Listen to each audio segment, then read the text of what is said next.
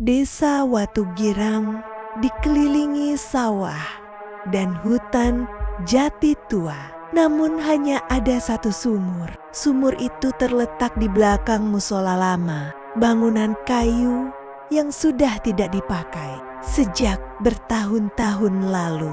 Atapnya miring, dindingnya menghitam oleh lembab dan asap lampu minyak. Orang desa menyebutnya sumur terakhir, bukan karena tidak ada sumur lain, melainkan karena tidak ada yang berani membuat yang baru. Sejak kecil, Sari sudah hafal satu aturan. Air boleh diambil, tapi jangan pernah melihat ke dalam sumur setelah maghrib. Tidak ada alasan, tidak ada cerita resmi, hanya satu tambahan kalimat dari orang-orang tua. Kalau sumur itu memantulkan wajahmu, bukan wajahmu, jangan teriak. Dan itu saja. Di Watu Girang, kematian jarang diributkan. Orang meninggal hari ini, besok pagi sudah dikubur. Tidak ada menunggu keluarga jauh. Tidak ada malam tahlilan panjang. Biar cepat tenang, kata mereka. Namun Sari sadar sesuatu saat pulang dari kota. Dalam 2 minggu sudah 3 orang meninggal. Semua sebabnya berbeda. Satu jatuh dari pohon, satu sakit mendadak, satu ditemukan tenggelam di sumur. Sore itu, Sari membantu ibunya menimba air. Tali timba turun pelan. Biur. Pei. Saat air ditarik, baunya aneh. Bukan amis, bukan lumpur. Lebih seperti bau kain basah yang lama menempel di tubuh manusia. Ibunya diam. "Bu?" tanya Sari. Ibunya menutup ember. "Airnya jangan dipakai dulu." Padahal sebelumnya air itu selalu dipakai meski bau. Maghrib hampir tiba. Sari sendirian di belakang rumah, mencuci tangan. Ember air dari sumur tergeletak di depannya. Ia tidak berniat melihat, namun air itu beriak sendiri. Dan di permukaannya muncul bayangan, bukan langit, bukan wajahnya, melainkan punggung seseorang yang membelakanginya. Rambut panjang, basah, menempel di leher. Sari mundur. Air di ember ikut bergeser dan bayangan itu ikut bergerak. Malam itu, Sari bertanya pada kakeknya, "Kek, kenapa desa ini cuma punya satu sumur?" Kakeknya lama diam, lalu berkata pelan, "Dulu desa ini punya banyak." Terus airnya mulai meminta. Sari merinding. "Meminta apa?" Kakeknya menatap ke arah musala lama yang jatuh duluan, yang tidak dicari, yang dikubur terlalu cepat. Sari membuka catatan kematian desa. Ada yang aneh. Setiap 5 atau 6 tahun selalu ada satu nama yang dihapus, bukan dicoret. Benar-benar hilang, seolah tidak pernah ada. Namun di tahun-tahun itu jumlah kematian meningkat tajam. Malam Jumat, Sari melihat orang-orang tua berkumpul dayam-dayam di musola lama. Mereka membawa sesajen kecil, bukan untuk doa, melainkan untuk menenangkan sesuatu dari balik semak. Sari mendengar satu kalimat yang membuat darahnya dingin. Kalau airnya naik lagi, kita harus menyerahkan satu di malam yang sama. Hujan turun deras, air sumur meluap dan dari dalamnya terdengar suara seperti napas panjang, lega, namun belum kenyang. Sebelum ada sumur terakhir, Watu Girang adalah desa kering. Tanahnya retak di musim kemarau. Padi sering mati sebelum panen. Orang-orang berjalan jauh ke sungai di lembah untuk sekadar mencuci muka. Anak-anak sering sakit, orang tua sering mati kelelahan. Dan desa itu hampir ditinggalkan. Sampai suatu hari seorang pendatang datang. Namanya tidak pernah dicatat. Orang-orang hanya mengingatnya sebagai Mbah Ireng. Mbah Ireng muncul dari hutan jati di utara desa. Pakaiannya hitam lusuh, kakinya penuh lumpur. Namun matanya jernih dan tajam. Ia tidak membawa apa-apa. Namun saat ia menancapkan tongkatnya di tanah belakang musola, tanah itu basah. Hari itu juga mata air keluar deras, bersih, bersih, dingin. Orang desa bersujud, tidak bertanya dari mana, tidak bertanya dengan apa, karena air telah menyelamatkan mereka. Dalam seminggu, sumur digali. Airnya tidak pernah surut. Saat kemarau terpanjang pun, sumur itu tetap penuh. Panen berhasil, penyakit berkurang, anak-anak tumbuh sehat. Watu Girang hidup kembali. Namun Mbah Ireng hanya berpesan satu hal. Air ini bukan milik kalian. Ia hanya singgah. Dan satu larangan, kalau ada yang mati tanpa keluarga, jangan ditinggalkan terlalu lama. Tidak ada yang mengerti maksudnya. Tidak ada yang bertanya. 3 bulan kemudian, seorang pengemis tua ditemukan meninggal di tepi desa. Tidak ada yang mengenalnya. Tubuhnya kurus, pakaiannya compang-camping. Orang desa bingung. Menguburkannya butuh biaya, mengurusnya butuh waktu. Akhirnya seseorang berkata, buang saja ke sumur, airnya dalam. Malam itu hujan turun deras. Paginya air sumur naik, lebih jernih dari sebelumnya, lebih dingin. Tidak ada yang membicarakan pengemis itu lagi. Sejak hari itu, desa tidak pernah kekurangan air. Namun setiap kali ada orang mati tanpa keluarga jelas, perantau, orang gila, pengemis, satu hal selalu terjadi. Air sumur berubah bau sebelum kematian berikutnya. Dan orang desa mulai mengerti tanpa pernah bicara. Sumur tidak hanya memberi, ia menuntut keseimbangan.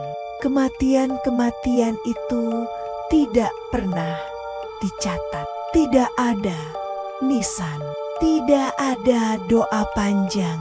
Mereka dikubur cepat atau tidak dikubur sama sekali.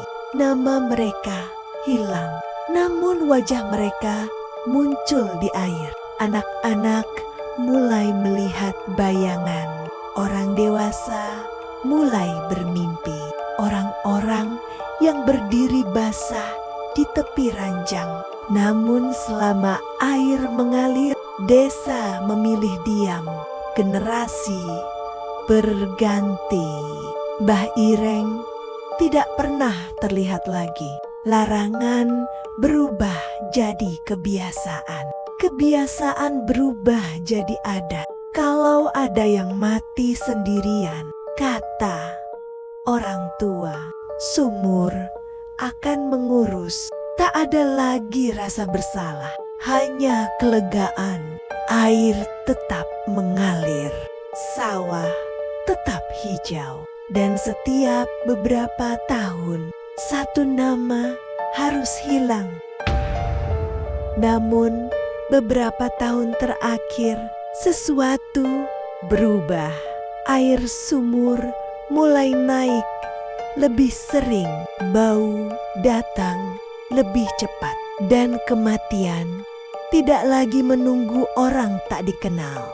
Sumur mulai memilih dari dalam desa orang-orang yang terlalu sering menimba, terlalu lama melihat ke dalam, terlalu berani berkata, "Ini cuma mitos."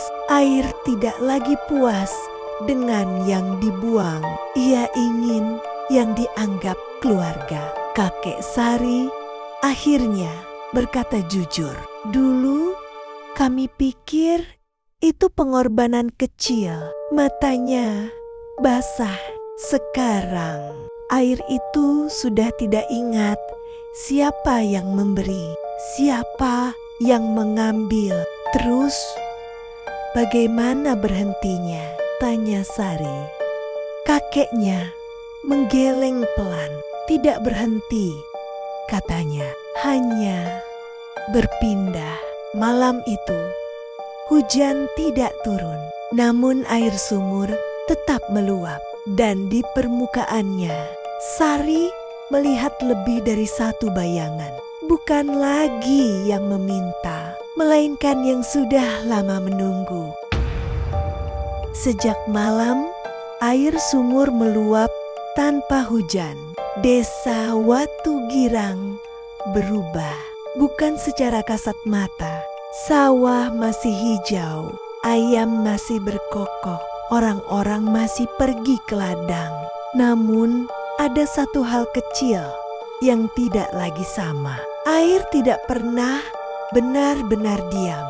Di ember, di gentong, di bak mandi, air selalu beriak pelan, seolah bernafas. Dan setiap kali malam tiba, riak itu membentuk lingkaran-lingkaran kecil, seperti sidik jari. Orang pertama yang kembali adalah Pak Lurah lama. Ia sudah meninggal 7 tahun lalu. Stroke, dikubur cepat tanpa keluarga yang menunggu lama. Suatu pagi, istrinya ditemukan menjerit. Kasurnya basah, bukan oleh air hujan, melainkan oleh air sumur. Dingin, berbau tanah, dan menetes dari langit-langit kamar. Dan di sampingnya, bekas tubuh berbaring, lebar bahunya. Bukan milik istrinya. Anak-anak mulai mengeluh. Mereka mendengar suara langkah di malam hari, bukan di jalan, bukan di sawah, melainkan di belakang rumah, dekat tempat orang menaruh gentong air. Langkah itu berat, lambat, seperti kaki yang baru belajar menapak tanah lagi. Setiap kali pintu dibuka, tidak ada siapa-siapa. Namun tanah selalu basah dan bau air sumur tertinggal lama. Sari melihatnya sendiri. Sore itu, ia menimba air bersama ibunya. Di permukaan sumur muncul wajah seorang lelaki. Ia mengenalnya, pengemis tua yang dulu hilang. Namun wajah itu tidak utuh. Kulitnya seperti kain yang terlalu lama direndam. Mata cekung, mulut terbuka, tapi tidak bersuara. Yang membuat Sari hampir jatuh adalah satu hal. Wajah itu tersenyum, bukan marah, bukan menakutkan, seolah berkata, "Aku akhirnya pulang." Orang-orang yang kembali tidak berbicara. Mereka tidak meminta makan, tidak meminta tempat. Mereka hanya berdiri di sudut rumah, di tepi sawah, di dekat sumur basah, selalu basah. Dan setiap kali mereka muncul, air sumur naik sedikit, seperti menyambut. Sari mencatat setiap orang yang muncul kembali adalah mereka yang namanya pernah dihapus, tidak tercatat mati, tidak tercatat dikubur, hilang. Dan sekarang air mengingat mereka satu persatu, tidak peduli berapa lama sudah berlalu. Air tidak lupa malam Jumat Kliwon. Orang-orang tua berkumpul di musala lama. Lampu minyak menyala. Doa dibaca terputus-putus.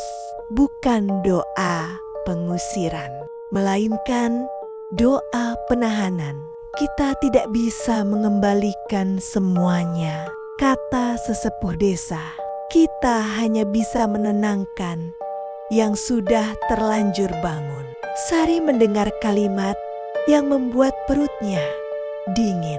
Kalau air sudah memilih, yang dipilih tidak bisa dikembalikan ke tanah. Seorang anak hilang, usianya 7 tahun. Terakhir terlihat bermain di dekat sumur. Tidak ada jeritan, tidak ada jejak, hanya sandal kecil di pinggir sumur. Dan air yang malam itu naik sampai bibir batu. Orang-orang panik, namun sesepuh hanya berkata pelan, air sudah mulai memilih sendiri. Malam itu, hampir seluruh desa bermimpi hal yang sama. Mereka berdiri di dasar sumur. Di sekeliling mereka, orang-orang basah berdiri diam, tidak marah, tidak menyerang, hanya menatap. Dan dari atas, suara air bergema, "Kami tidak pernah pergi, kami hanya menunggu diingat." Dalam mimpi Sari, Mbah Ireng muncul.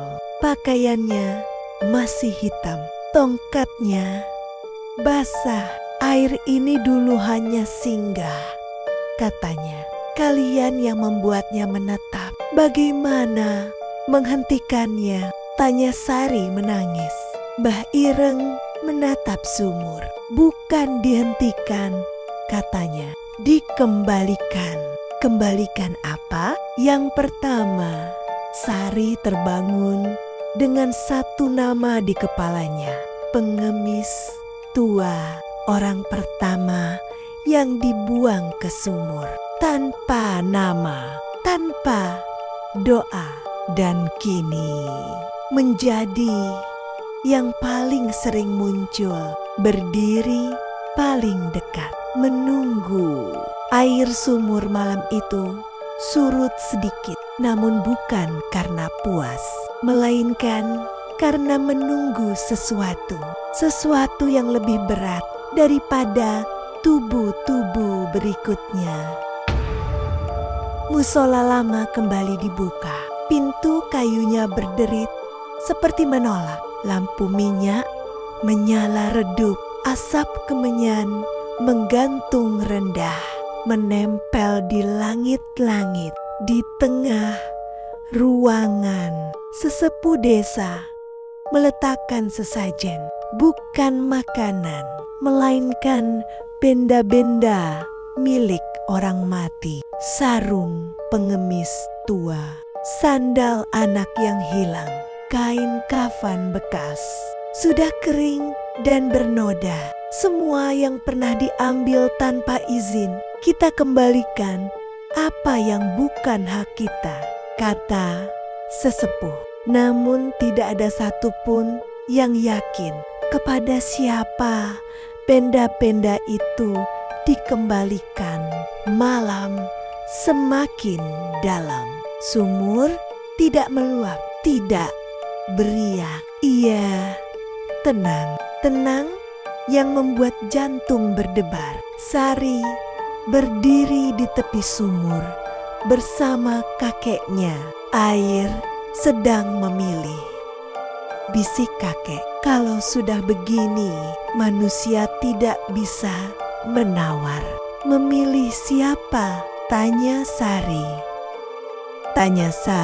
Kakeknya menatap wajah-wajah desa. Yang paling berat dosanya. Pak Lurah sekarang jatuh berlutut. Tangannya gemetar. Dulu aku yang mengizinkan, katanya terisak. Yang pertama dibuang ke sumur. Aku yang bilang tidak apa-apa. Orang-orang menoleh. Wajah-wajah pucat, namun air tidak bergerak. Pengakuan tidak cukup. Air tidak butuh penyesalan. Ia butuh keseimbangan. Sari teringat pesan Mbah Ireng. Yang pertama, pengemis tua. Namun jasadnya sudah tidak ada. Ia sudah menjadi bagian dari sumur. Kalau yang pertama tidak bisa kembali, bisik Sari. Berarti harus ada pengganti. Kakeknya menatapnya lama dan biasanya katanya pelan. Air memilih yang paling dekat dengan kebenaran. Air sumur tiba-tiba beriak. 1 lingkaran, 2, 3. Nama Sari terucap dari banyak mulut. Bukan suara manusia. Suara basah bergetar seperti datang dari dalam tanah. Sari tidak menjerit. Ia hanya menghela napas. Aku tidak dibuang, katanya pelan. Aku datang sendiri. Sari menuruni sumur dengan tali. Dingin langsung menggigit kulitnya. Semakin ke bawah, bau air berubah. Bukan lagi bau tanah, melainkan bau tubuh manusia lama di dasar sumur. Air hanya setinggi mata kaki. Namun di sekelilingnya berdiri mereka yang diambil. Basah, diam, menatap. Di tengah berdiri pengemis tua. Kali ini wajahnya utuh, matanya lembut. Kami tidak ingin hidup kembali, katanya tanpa suara. Kami hanya ingin diingat dengan benar. Sari menyebut satu persatu nama yang ia tahu, yang dicatat, yang dihapus, yang dilupakan. Setiap nama disebut, satu bayangan menghilang, bukan ke atas, melainkan ke dalam tanah. Air surut perlahan. Pengemis tua tersenyum terakhir. Sekarang giliran desa menanggung ingatan. Pagi datang. Sumur tidak lagi meluap. Airnya jernih, tenang, dan untuk pertama kalinya terasa dingin biasa. Tidak ada lagi bau aneh. Namun Sari tidak pernah naik dari sumur. Tali ditemukan putus. Tidak ada tubuh, hanya kain basah terlipat rapi di dasar. Desa Watu Girang tetap ada. Air sumur masih mengalir. Namun sekarang setiap orang mati dicatat, didoakan, dikubur dengan nama. Tidak ada lagi yang dibuang tidak ada lagi yang dihapus. Dan setiap malam tertentu, jika seseorang melihat ke dalam sumur setelah maghrib, ia kadang melihat bayangan seorang perempuan muda tersenyum tipis, bukan meminta, melainkan mengawasi. Karena air tidak lagi lapar, ia hanya mengingat.